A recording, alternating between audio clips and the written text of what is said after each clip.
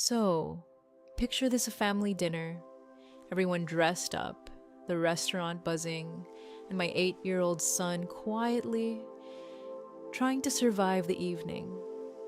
And then my father, in front of everyone, compares him to my niece, calls him a failure, and the room goes silent. But here's the thing. This isn't just a tense dinner, it's the start of a storm.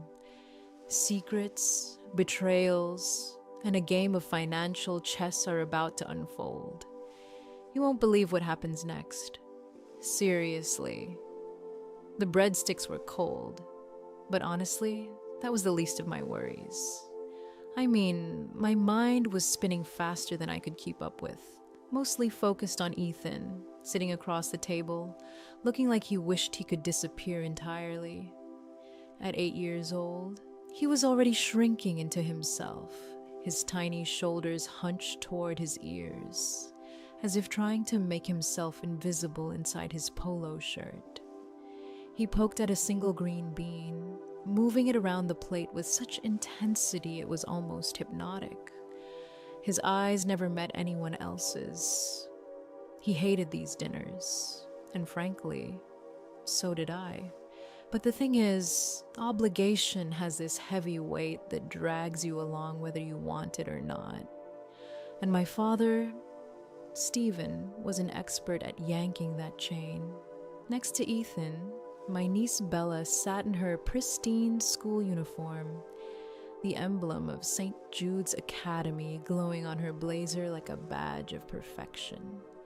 She was 10, beaming with that carefully trained smile, the kind that's practiced in front of mirrors before school photos. My sister, Sarah, had already tipped back her wine glass, flushed and unconcerned with the small disasters of the world. She didn't notice Ethan, and honestly, she didn't really care. Stephen, as always, dominated the room, not just in size but in presence. The air felt thinner around him, like someone had quietly turned the oxygen down and we all had to manage. He swirled his Cabernet, looking at everyone, soaking in that performative satisfaction he seemed to think we craved. Then, with the precision of a surgeon, he cut through the ambient chatter. We are here to celebrate, Abigail. Try to look like you're part of this family for once. His gaze didn't linger on me long, though it slid ever so coldly. Down to Ethan. My stomach tightened. The celebration, Bella's report card, straight A's. Not that I doubted she was smart, but my father dissected each grade, each teacher comment, as if he was announcing the next Nobel Prize winner. Then, the ding-ding-ding of his knife against his glass drew every eye.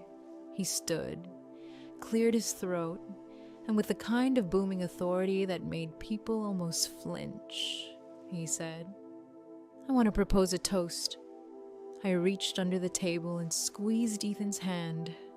His small hand, sweating, gripped mine back, and I felt this immediate, fierce protectiveness. My pulse was already quickening. To Bella, Stephen began, projecting so that neighboring tables would catch the performance. In this family, we value legacy. We value the future. And then he paused. His gaze lingered on Ethan. Not with warmth, but with that sneering kind of condescension that makes your chest tighten. Ethan wasn't looking up. He was buried in a Lego figure he had snuck into the restaurant, holding it like a shield. A quiet genius, obsessed with mechanics and building things. He didn't care about grades, about honors, about the thin currency of appearances that my father worshipped. And he was punished for it. Stephen's voice lowered conspiratorially. It is a comfort to know that at least one of my grandchildren has the drive to succeed. The table went quiet. Sarah giggled softly, the sound like sandpaper on nerves. Bella's giggle followed. And here's the worst part. Ethan didn't react at all to the laughter. He didn't join in, didn't hide his eyes. He simply sat, understanding everything, feeling every word of dismissal like a tiny knife. Then came the declaration, the one that cut the room like glass. Stephen leaned forward, his hands braced against the tablecloth, and said directly to Ethan, "Your niece is the only one who will make something of herself. She has the spark, not like your boy." Time froze. I felt my face go pale, white-hot anger bubbling beneath the surface. He went on, chuckling like this was some harmless joke, fiddling with toys, no ambition, a dreamer. The world eats dreamers. Abigail. Bella is a shark. Ethan. Well, let's just hope he marries Rich A. And everyone laughed. My sister's high, tinkling laugh. Bella's mimicry. Even Stephen's new wife's polite chuckle. But not Ethan. He paused mid-fork lift, lifted his head slowly, and I saw the shimmer of moisture in his wide brown eyes. He heard every word. He knew what it meant. He looked at me, chin trembling, silently asking for it to stop. Something inside me snapped, not like a branch breaking. This was the quiet, metallic click of a safety disengaging. I didn't yell. I didn't slam the table. I just sat upright, dabbed my mouth with a napkin, and said, in a calm that was almost terrifying, "That's an interesting perspective. Dad." The laughter faltered. Stephen looked at me, smirk playing on his lips, thinking he'd still cornered me. "It's just the truth. Abby, don't be so sensitive. The boy needs to toughen up." I looked him dead in the eye.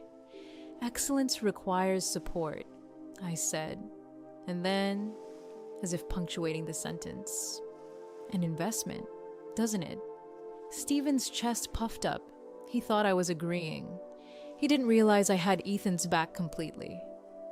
I turned to Sarah, whose smile faltered under my gaze. "Bella's tuition at St.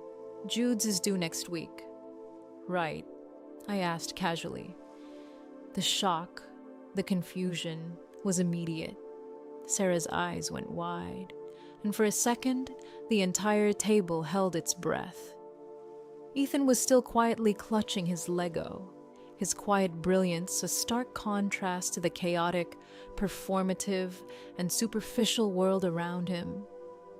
And there I was, finally ready to step in, ready to show him, and everyone else, that his worth wasn't tied to grades, appearances, or my father's twisted sense of value.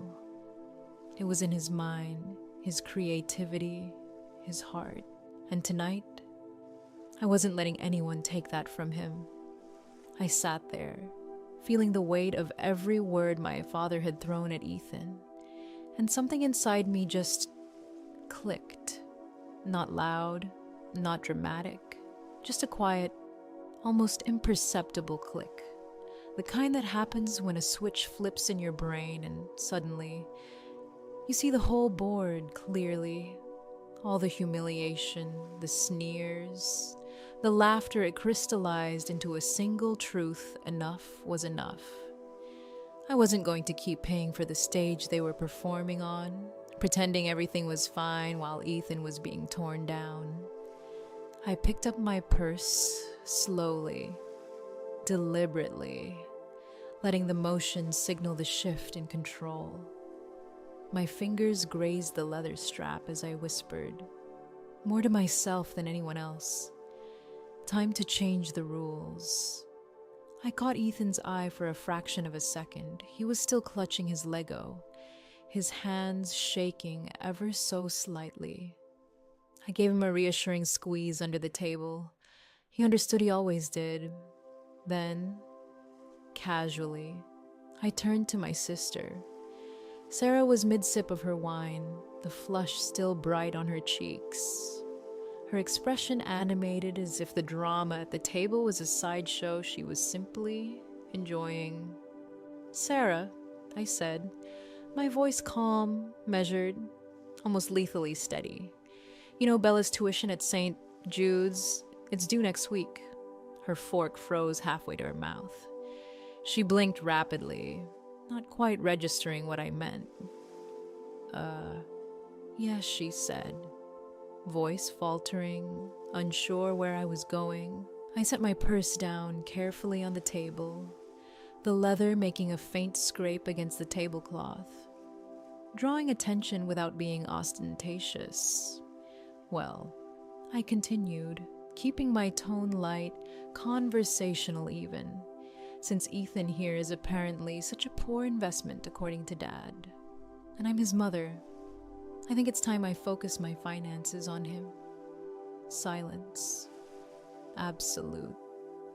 Suffocating silence. I looked around, and I could feel the air shifting, the room tilting slightly as everyone processed what I'd said. Sarah's fork hovered midair, her eyes wide, mouth slightly open. The flush drained from her face as she realized, slowly, deliberately, that I wasn't joking, what she finally squeaked, her voice breaking the quiet like a dropped glass. "The $3,000 a month for St. Jude's, yes," I said evenly, enunciating each word, letting them hit like small, sharp knives. The writing lessons, the tutors, all of it. I'm done funding a future that my son isn't allowed to inhabit. My gaze swept to Ethan, who had finally dared to lift his head, eyes wide and glimmering with a mixture of fear and relief. He saw that I wasn't backing down. I was choosing him, and that was the first time in a long time he had felt safe in a room where he was supposed to be the target. Stephen's face turned red immediately, a storm rising behind his eyes, his hand gripping my arm as if to pull me back. "Abigail." "Sit down," he hissed, voice low and dangerous, fingers pressing into my bicep. The pressure was intense, but I didn't flinch. I met his grip with a steady gaze, an unreadable smile that didn't reach my eyes. The betrayal wasn't the insult. Dad. I whispered just for him, leaning in so only he could hear. The betrayal was thinking I'd keep funding your fantasy while you destroyed my reality. I took Ethan's hand then, gently, guiding him out from under the table. He was practically jogging to keep up. The Lego clutched like a talisman, and we moved toward the exit. Each step I took felt like reclaiming a piece of control that had been denied to me for years. Neon streetlights splashed across the sidewalk, painting everything in harsh, almost theatrical streaks of color. We reached the car, and I unlocked it with a beep that sounded far too loud in the silence of the night. But it didn't matter. Ethan climbed in, and I carefully buckled him in, making sure he was safe, secure, and aware that the night wasn't over, but we were together and protected. His voice was small, barely audible. "Mom, is Grandpa right?"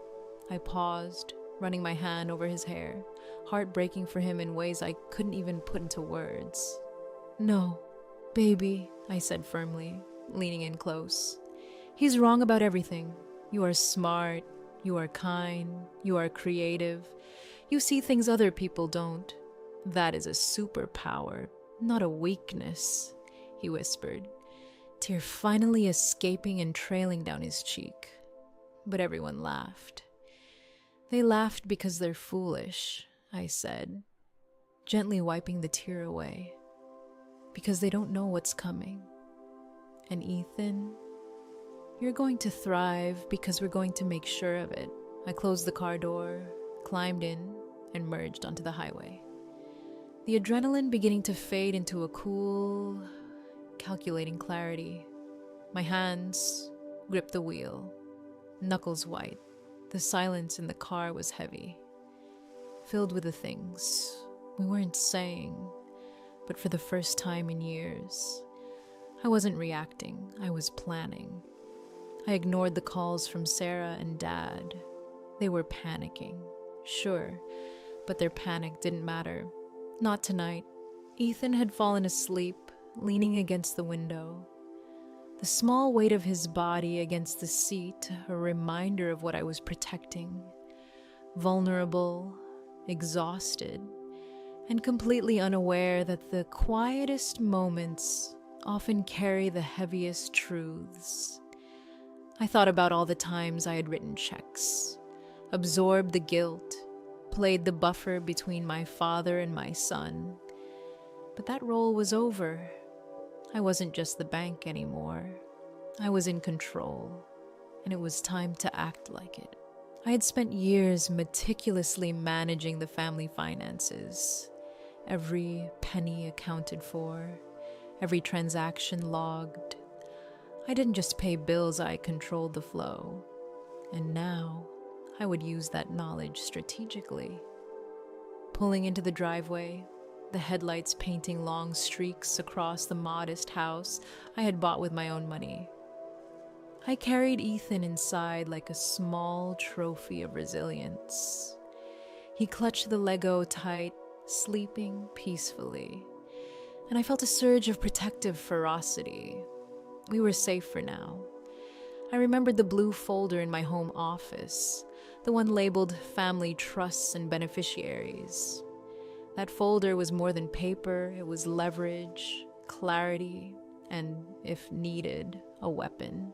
I sat at my desk, Ethan finally asleep, and ran my eyes over the documents I had access to. Not mine, but theirs. All the tuition, all the extras, all the dinners, spa treatments, and indulgences they had quietly funded with my money. The audacity was breathtaking, almost impressive, if you ignored the cruelty.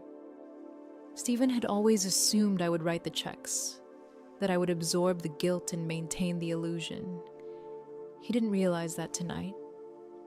The illusion was over. I was calm, deadly calm.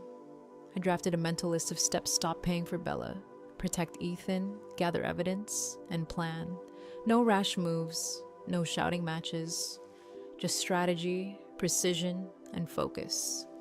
And through it all, the quiet realization sank in for the first time.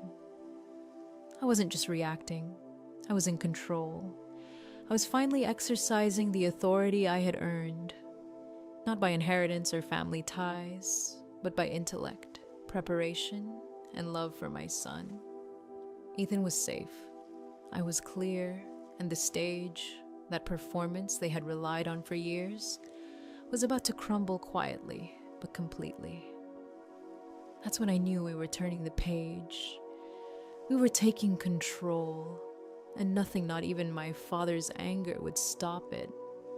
I sat at my kitchen island, black coffee in hand, though it had long since gone cold, and stared at the stack of papers in front of me, bank statements, tuition invoices, expense reports, and all the little transactions I had been quietly managing for years. Every penny, every check, meticulously recorded. At first glance, it was the same old numbers I had been reviewing for years. But tonight, looking at them with a sharper eye, I noticed patterns I hadn't allowed myself to truly see before. It started small, almost invisible, like a whisper between lines. The Saint, Jude's payments, the extra tutoring fees, the horseback lessons, the clothing expenses for Sarah, everything I thought was part of the family's well-intentioned spending. But the deeper I looked, the more I realized just how much of my money had been misappropriated. Not just misused, but manipulated in a way that insulated Stephen from any consequences, while Ethan suffered quietly in the shadows. I leaned closer, scanning a series of transactions that didn't make sense. Charges for dinners that had humiliated my son. spa treatments, weekend getaways, even restaurant tabs for the very night Stephen had stood at that table, smirking as Ethan cowered under his gaze. All paid for with my funds, my cash flow, my hard work disguised as family generosity. The audacity left me reeling. It wasn't just a mistake. It wasn't a misunderstanding. It was a deliberate, systematic effort to maintain appearances while trampling on my son's self-worth. And then, my eyes fell on a section that made my stomach drop. Consulting fees. My name was listed as a recipient, my social security number, my professional identity. And yet, the funds never touched my accounts. They were being funneled into shell companies, shuffled offshore, moving like water in invisible channels that only someone with intimate knowledge of the financial architecture could trace. My father had turned my clean record, my reputation, into a shield for his own crimes. I felt my jaw tighten. Every fiber in my body screamed with a mix of rage and clarity. He wasn't just bullying my son, he was using me as a weapon, hiding behind my integrity while feeding his empire of lies. I put the papers down and exhaled slowly. This wasn't panic. This was calculation. I had spent years honing the ability to read numbers, to interpret risk, to spot patterns invisible to everyone else. And now those skills, the very ones I had used to build a career in finance, were turning inward, focused sharply on a target that had underestimated me entirely. Stephen had handed me the gun, assuming loyalty would keep me from checking if it was loaded. And it was loaded. Very much so. I picked up my phone, scrolling through my contacts until I found Marcus. He wasn't just a friend. He was a forensic accountant I had worked with on some of the most delicate, high-stakes divorce cases in the city. Cases where one wrong move could cost millions, or reputations. And now, this wasn't just business. It was personal. I dialed the number, each press deliberate, each second stretching just long enough for anticipation to coil in my chest. "Marcus," I said when he answered, voice calm but firm. "I have a job for you. It's personal. I need you to pull everything you can on Stephen Miller's LLCs. I think he's hiding debt, and I need to know exactly how much." There was a pause on the other end, the sound of someone waking up and processing the gravity of the situation. "Trouble in paradise?" Abby Marcus asked. Voice rough but intrigued. "Yes," I said, staring at the spreadsheet in front of me. "Paradise is burning down.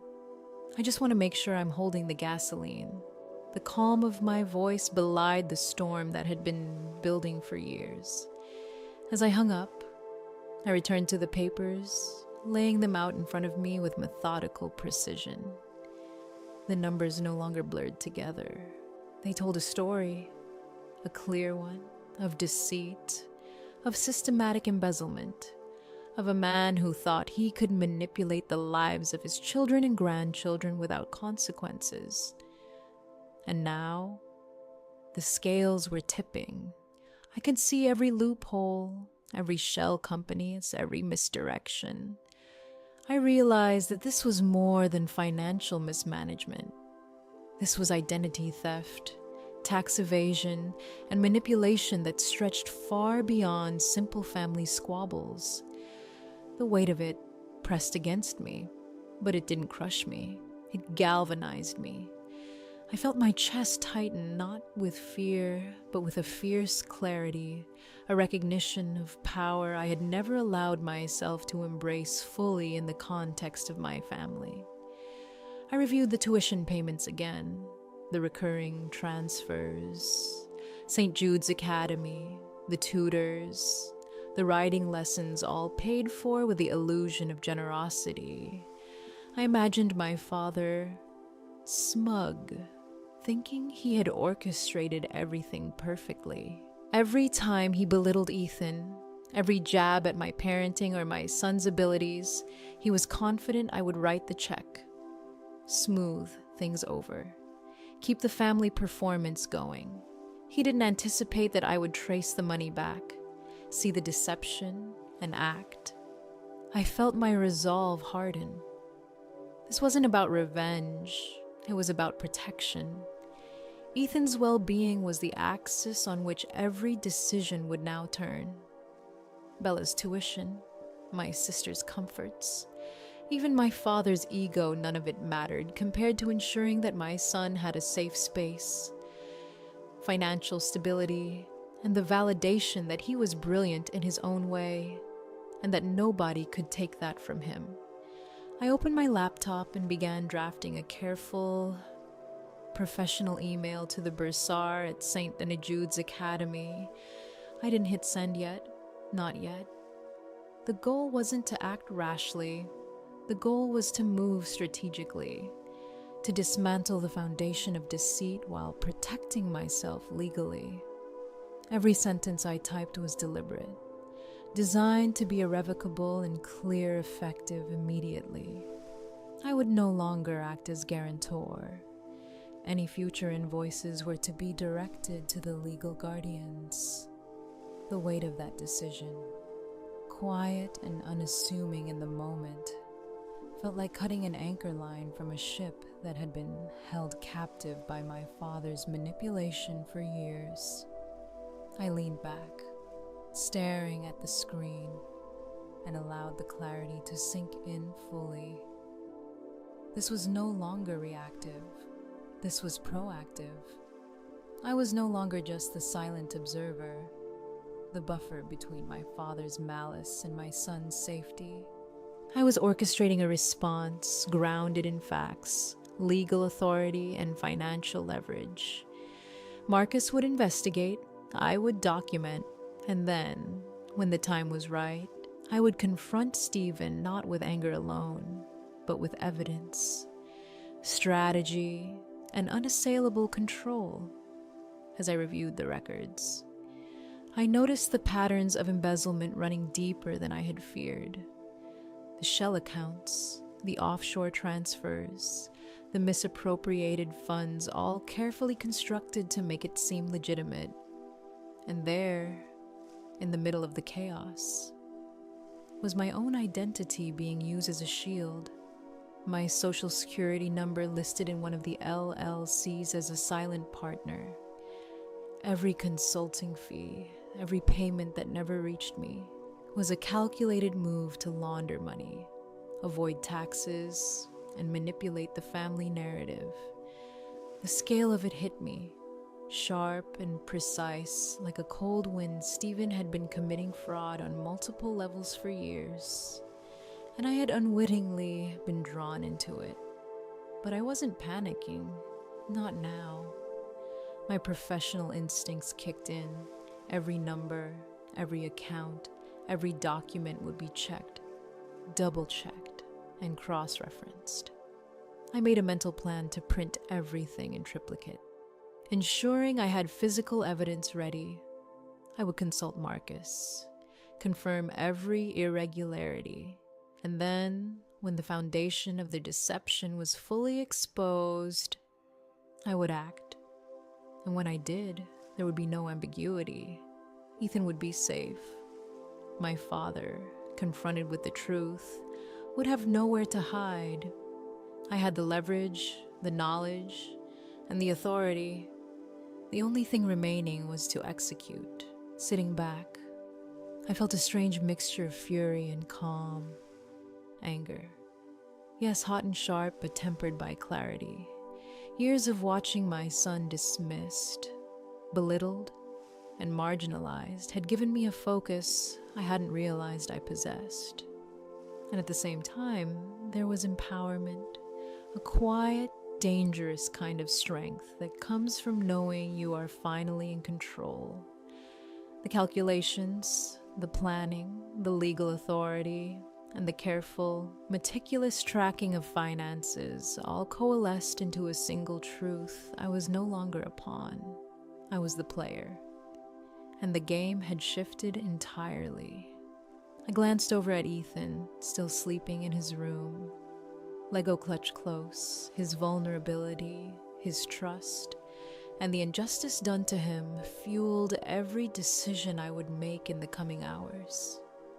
Protecting him wasn't just about love, it was about righting a wrong that had been building for years. I felt the cold, precise thrill of power that comes when the scales tip, when the person who believed themselves untouchable suddenly finds themselves in the crosshairs of someone who understands the rules better than they do.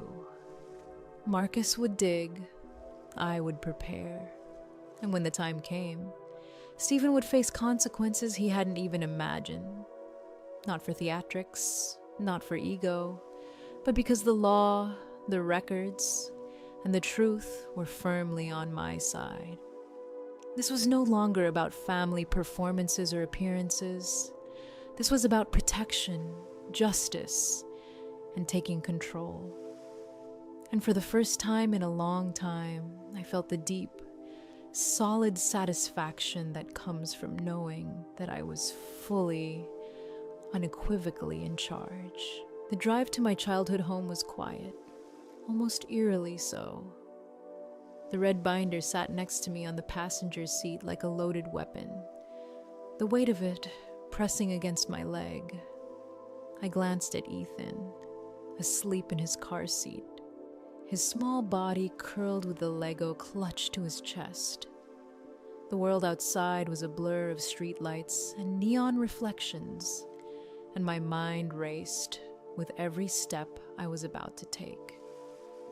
Tonight wasn't just about confronting my father. It was about unmasking a family narrative that had been built on lies, manipulation, and stolen futures. As I pulled up to the driveway, the sight that greeted me made my pulse quicken. Aunt Linda's sedan blocked the garage, and my cousin Mark's truck was parked carelessly on the lawn, the tires cutting into the grass my father had always prized. It wasn't a casual family gathering. No, this looked like a siege, a fortress of complacency and privilege. I parked on the street, took a deep breath, and let the air conditioner hum a steady, low note as I centered myself. The red binder wasn't just paper and ink. It was a demolition order. Every sheet, every document, every annotated page contained the truths my father thought I would never uncover or never dare to confront. I stepped out of the car, heels clicking sharply on the pavement, each step deliberate, measured. The sun was setting, casting long, bloody shadows across the yard and the house. I gripped the binder tighter, inhaling the cool evening air. Ethan was safe at home, and this was the moment to draw the line. I pushed open the front door. It was unlocked, almost as if the house itself expected me, waited for me. The living room was full.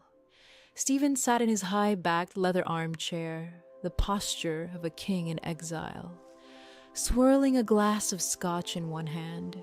Sarah was curled up on the sofa, eyes red, anxiety written all over her face. Aunt Linda stood by the fireplace, arms crossed, relishing the discomfort of the room like a spectator at a play. And then me. I didn't sit, I didn't take off my coat. I simply walked to the center, red binder in hand, and let the weight of the moment settle. "She's here," Linda announced, voice dripping with judgment. "We were just discussing whether we needed to call a wellness check on you, Abigail."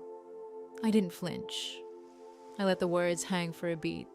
Then, slowly, deliberately, I said, "Save your minutes.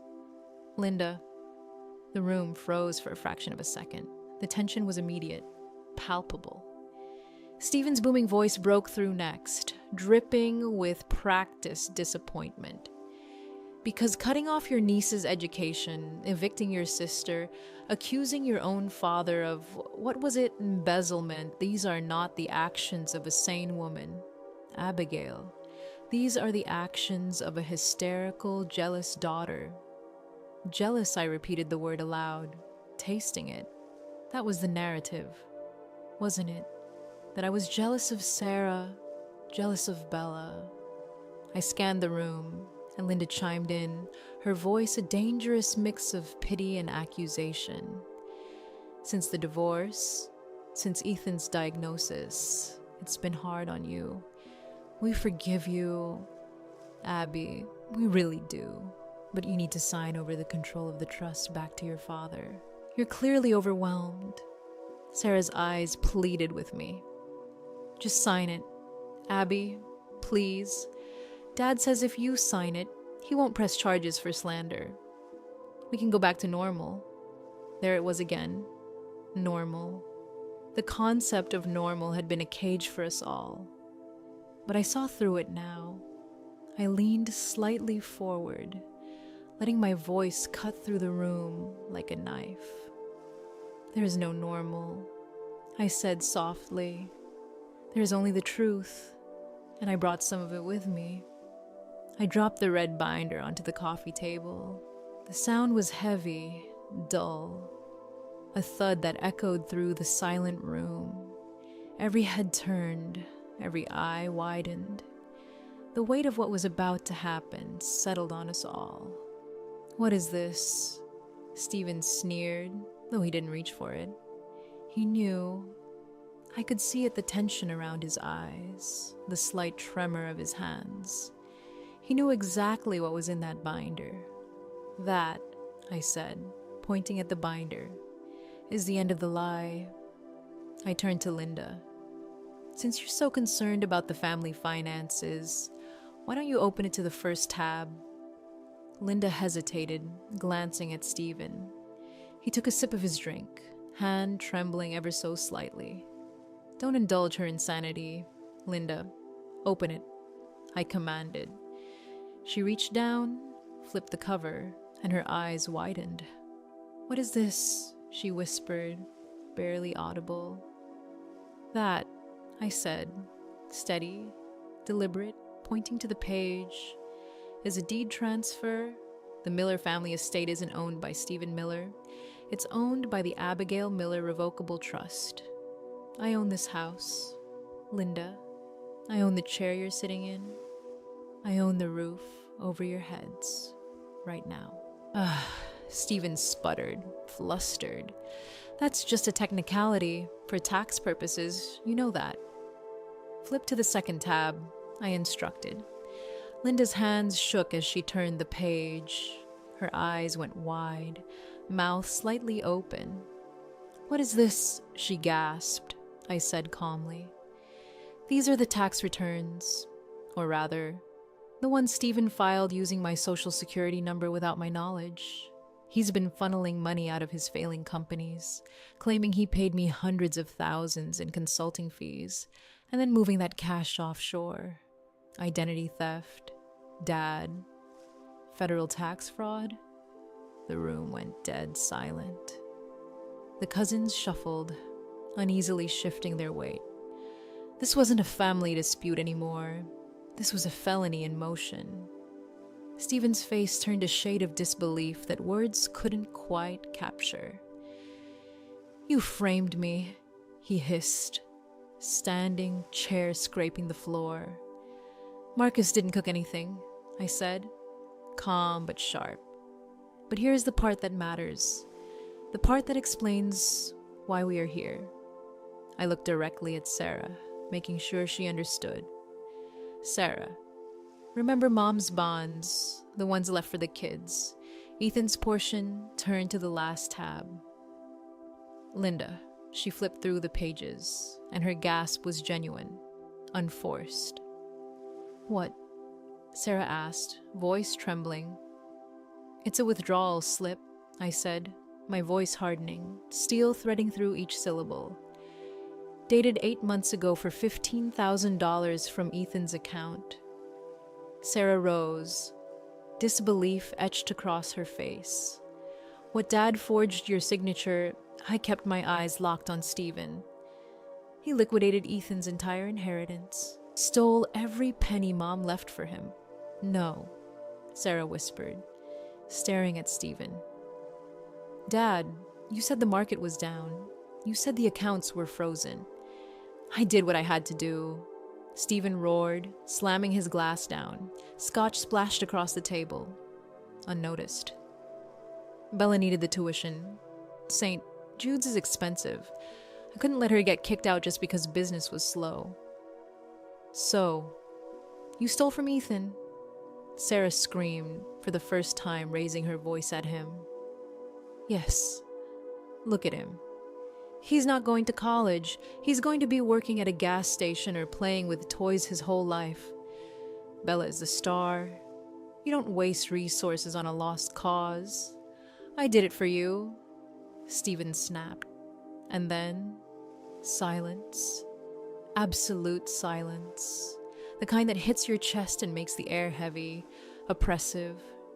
He had said the quiet part out loud. He had admitted in front of everyone that Ethan, my brilliant, gentle son, was a lost cause worth robbing. Sarah stared, mouth open, words failing her. I watched the mask of the golden child fall away from her face for the first time in years. Horror, realization, and disbelief flickered across her expression. She took a hesitant step toward the binder, then turned to Stephen. You're a monster, she whispered.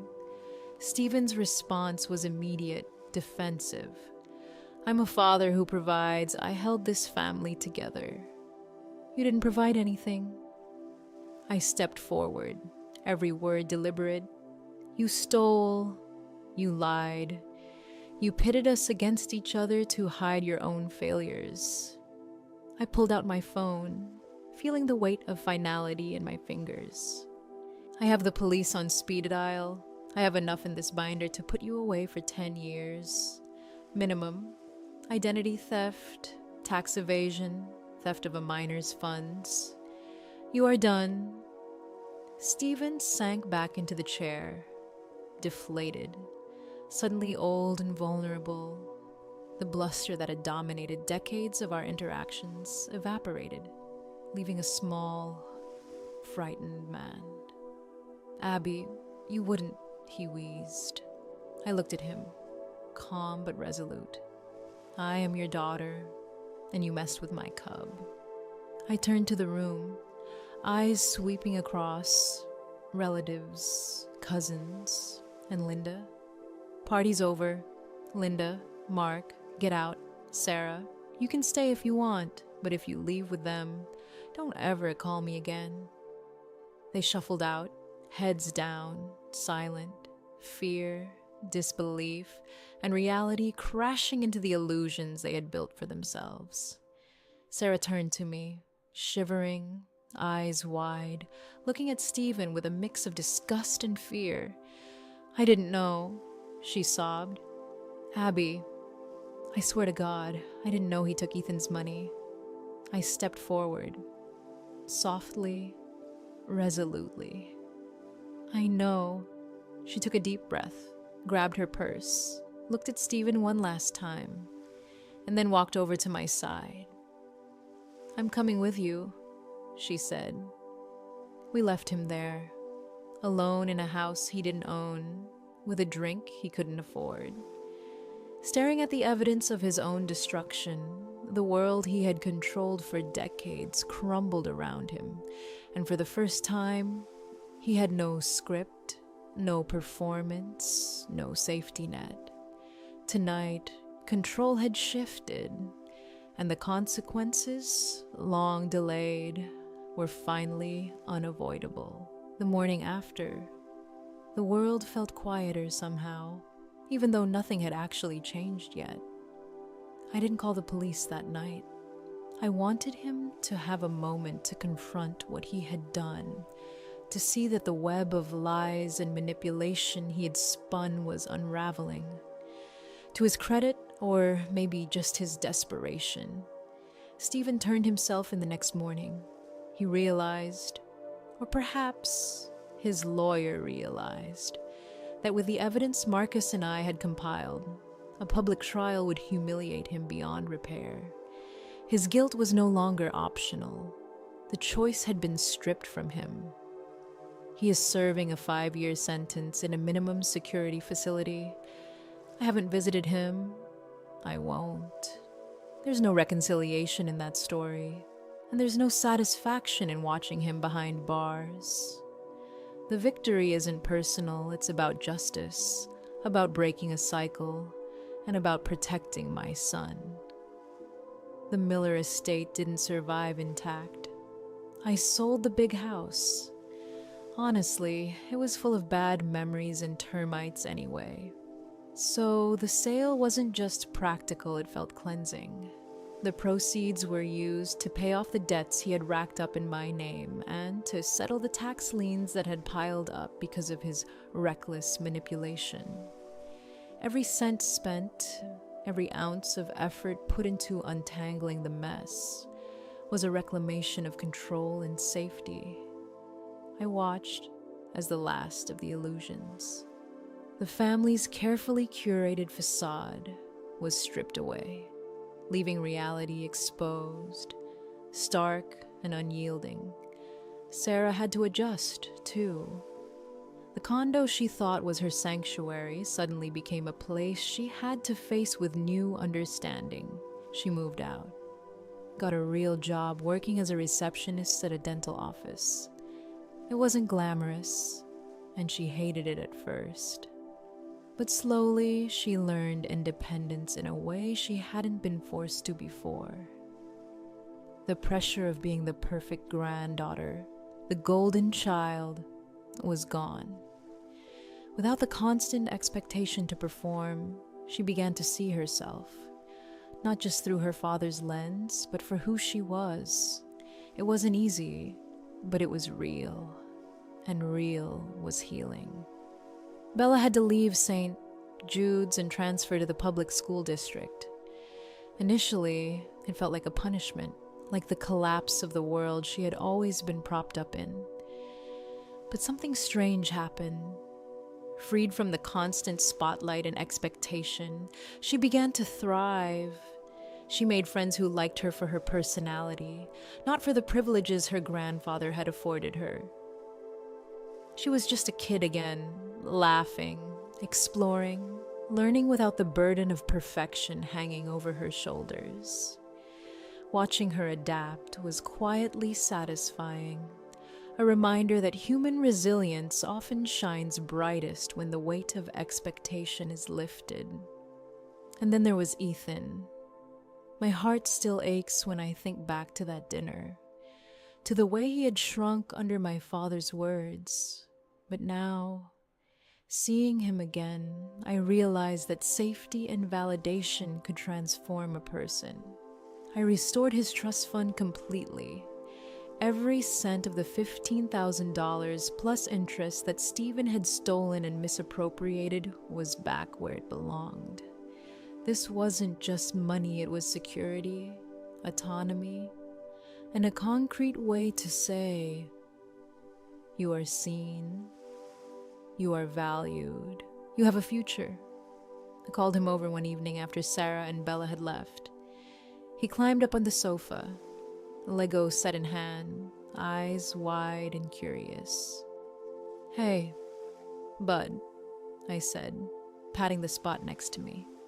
He settled in, the faintest smile tugging at the corners of his mouth. I asked gently, "Did you have fun with Bella?" He nodded. "Yeah, she's nice now. She doesn't talk about her grades anymore." "That's good," I said, a small warmth spreading in my chest.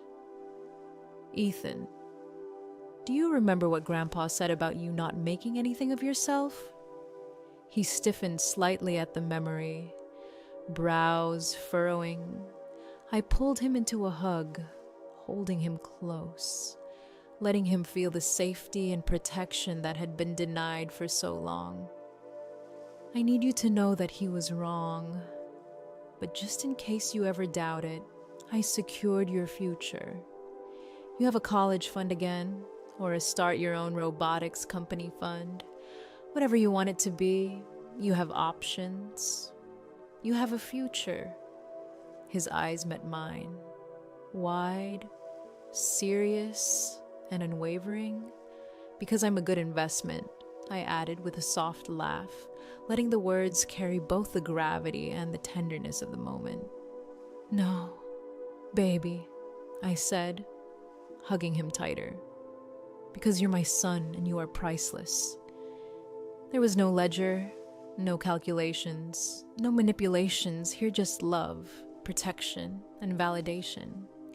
We sat together for a long time, listening to the gentle hum of the evening, the soft chorus of crickets outside, and the quiet satisfaction that comes when you know you have protected the most important thing in the world, the person you love. The last 10 years of tension, manipulation, and emotional labor seemed to lift from my shoulders. I had lost a father, yes, but I had saved my son. I had restored his dignity and his future, and in doing so, I reclaimed a sense of self-respect and power I hadn't allowed myself to fully embrace in decades of family manipulation. Looking at Ethan, so absorbed in constructing his new rover, I realized that this protecting him, watching him thrive, is a legacy I wanted to create. Stephen had been right about one thing: legacy matters. But he was completely wrong about what that meant. Legacy isn't a name on a building, or a receipt from a fancy school, or a carefully curated social image. Legacy is breaking cycles, protecting the people you love from those who claim to love you but are willing to destroy you in pursuit of ego, control, and appearances. Legacy is courage, resolve, and prioritizing what truly matters over hollow gestures of superiority. I watched Ethan, focused, inventive, joyful.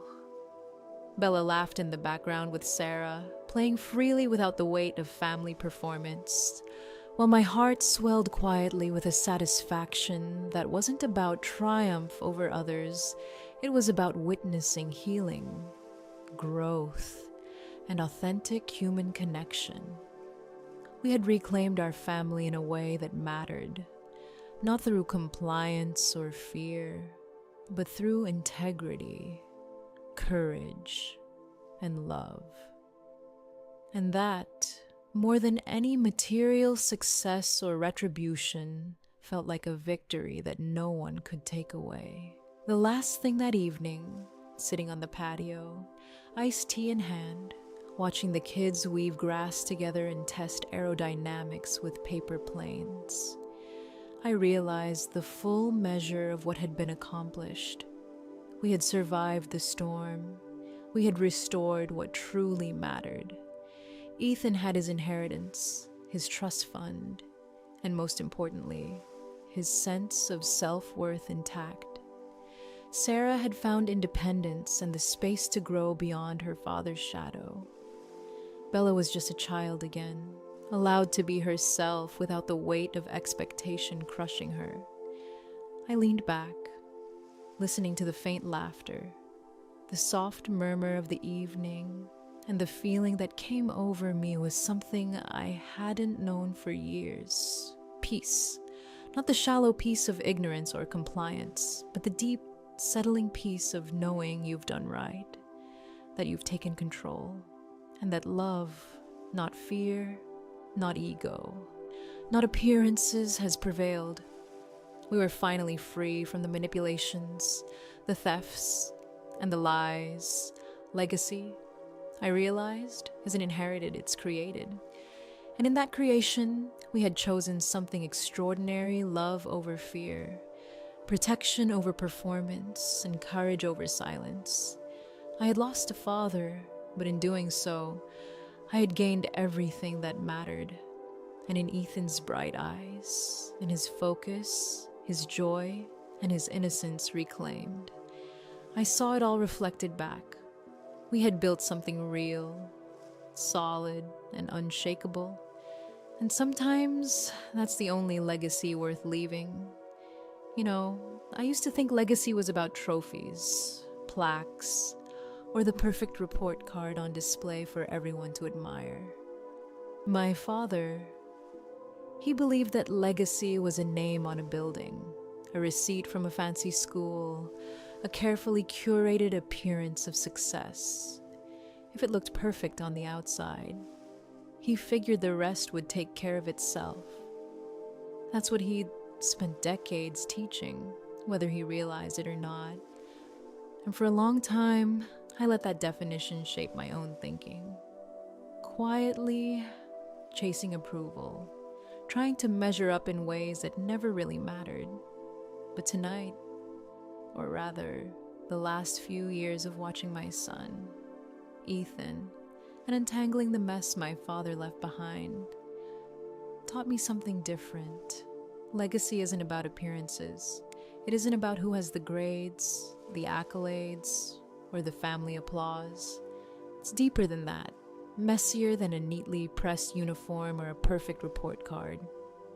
Legacy is about what survives when the noise fades.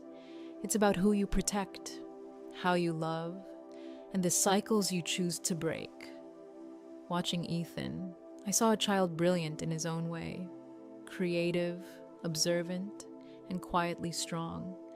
And yet, my father dismissed him because he didn't fit into the story he wanted to tell. That's when it hit me my father's legacy was really just a mask, a performance. He had spent a lifetime building a story that made him feel powerful, important, untouchable, but it came at a cost. My son, the people around him, even my sister were pawns in this endless game of appearances.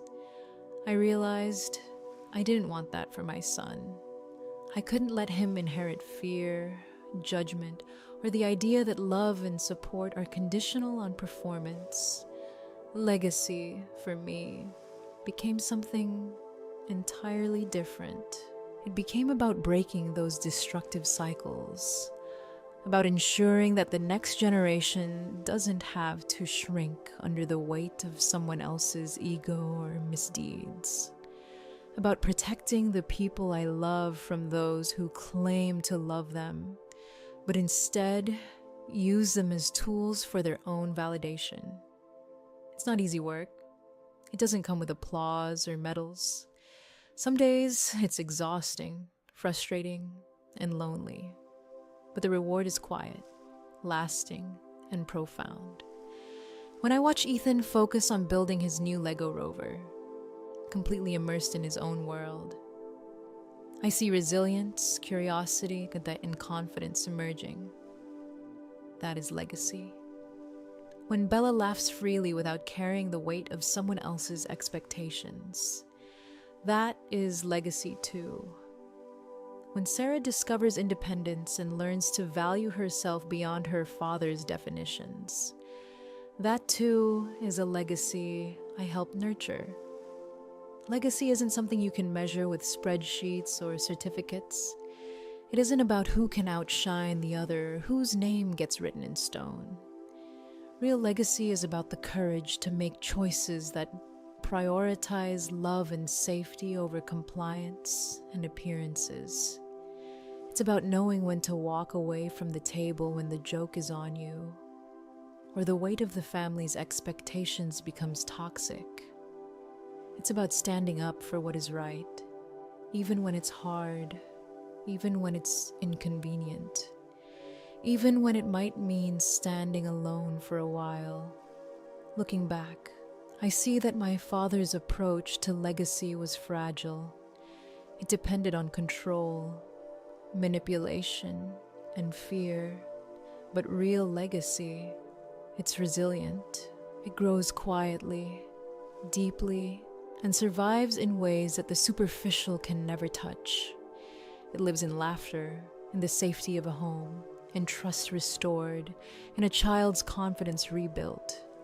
It lives in the quiet moments where love wins over fear and truth triumphs over deception. So now, when I think of legacy, I don't think of trophies or prestige. I think of the choices I make every day for my son.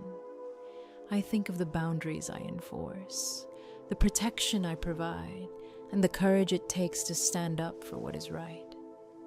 I think of the cycles I refuse to pass down, because that's what matters.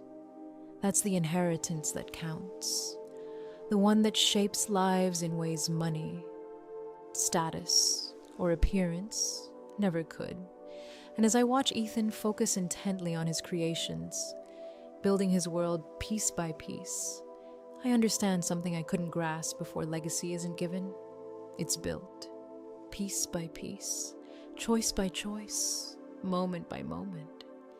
And sometimes it's about having the courage to walk away from the table when the joke is on you, knowing that what you protect and nurture in those you love is the truest, most enduring legacy of all. So, that's the story standing up, protecting what matters, and finally seeing justice served. I learned that family isn't always about appearances or expectations, and that sometimes the bravest thing you can do is protect the people you love, even if it means breaking away from the old ways. If this story resonated with you, stick around for more real-life tales, hit that like button, and consider subscribing to follow along on journeys that remind us what courage and love really look like.